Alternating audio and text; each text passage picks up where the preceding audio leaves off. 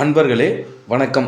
நாம் இந்த வீடியோ தொகுப்பில் பார்க்க போகிறதுனாக்கா வீட்டில் வசிய மருந்து செய்வது எப்படி, இதை பற்றி தாங்க நம்ம இந்த வீடியோவில் முழுமையாக வந்து பார்க்க போகிறோம். தயவு செஞ்சு வீடியோவை முழுமையாக வந்து பாருங்கள். அப்போ தான் நான் என்ன சொல்ல வரேன்றது உங்களுக்கு முழுசாக வந்து புரியும். சரிங்களா?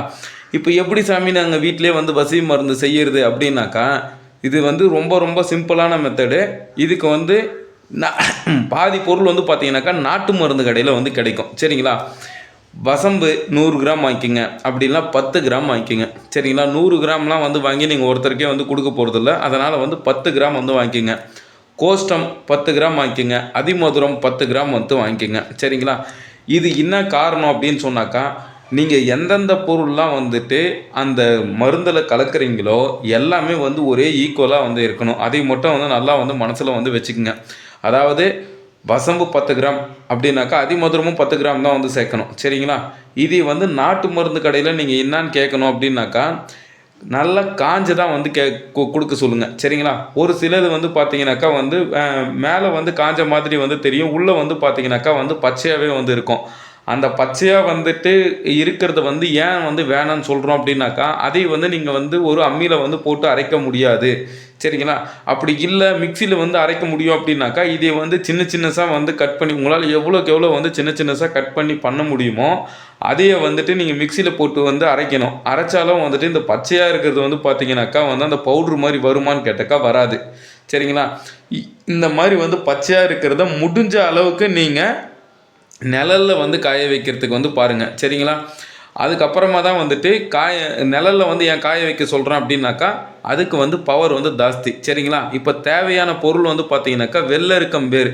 அந்த வெள்ளரிக்கம் வேருக்கு வந்து பார்த்தீங்கன்னாக்கா கன்னி நூலால் வந்து காப்பு கட்டி ஞாயிற்றுக்கிழமை சூரிய உதயத்துக்கு முன்னாடி நீங்கள் போயிட்டு அந்த வேர் வந்து அறுத்துட்டு வரணும். சரிங்களா? அதுக்கு அடுத்தது வந்து பார்த்தீங்கன்னாக்கா அதிமதுரம், கோஷ்டம், வசம்பு இது 3த்துக்குமே வந்து சேர்த்து, அதாவது இந்த 4 பொருள் வந்து சேர்த்து நீங்கள் வந்து அரைக்கணும். அதை வந்து நீங்கள் தனித்தனியாக வந்து அரைச்சி எடுத்துக்கலாமான்னு கேட்டாக்கா, தாராளமாக வந்து நீங்கள் தனித்தனியாக வந்து அரைச்சி எடுத்துக்கலாம். அரைச்சி எடுத்துக்கின பின்னாடி வந்து என்ன பண்ணணும் அப்படின்னாக்கா, அதாவது 1 கீழா நெல்லி சாறு. சரிங்களா? அப்படி இல்லை அப்படின்னாக்கா நீங்கள் அந்த பவுட்ரு மட்டுமே கூட வந்து கலந்து கொடுக்கலாம். அந்த பவுட்ரு வந்து நீங்கள் எப்படி கொடுக்கணும் அப்படின்னாக்கா, ஆண் அப்படின்னாக்கா வந்துட்டு அவங்களோட இடது கை ரத்தம், இடது கை மோதிர விரலோட ரத்தம். பெண் அப்படின்னாக்கா வந்துட்டு வலது கை மோதிர விரலோட ரத்தம். சரிங்களா? இந்த ரத்தத்தை வந்து சும்மா வந்து ஒரு 2 சொட்டு வந்து விட்டு நீங்கள் நல்லா கலக்கிட்டு நீங்கள் வந்து அதை வந்து ஒரு ஸ்வீட்லேயோ இல்லைனாக்கா ஒரு கறியிலையோ நீங்கள் கலந்து கொடுத்தீங்க அப்படின்னாக்கா, நீங்கள் யாருக்கு கொடுக்குறீங்களோ அவங்க வந்து உங்களுக்கு வசியமாயிடுவாங்க. சரிங்களா? இது வந்து ஒரு சிம்பிள் மெத்தடு. இந்த வெள்ளரிக்கம் வேர் எடுக்கிற நாள் வந்து பார்த்தீங்கன்னாக்கா ஞாயிற்றுக்கிழமை சூரிய உதயத்துக்கு முன்னாடி. அதே மாதிரி இது அரைக்கிற நாள் வந்து பார்த்தீங்கன்னா ஏதாவது ஞாயிற்றுக்கிழமை தான் வந்து அரைக்கணும். இந்த வாரம் எடுத்துன்னு வந்து வச்சிடுற சாமி நான் அடுத்த வாரம் ஞாயிற்றுக்கிழமை அரைக்கலாமானாக்கா தாராளமாக வந்து அரைக்கலாம். எந்த விதமான தப்பும் வந்து கிடையாது. சரிங்களா?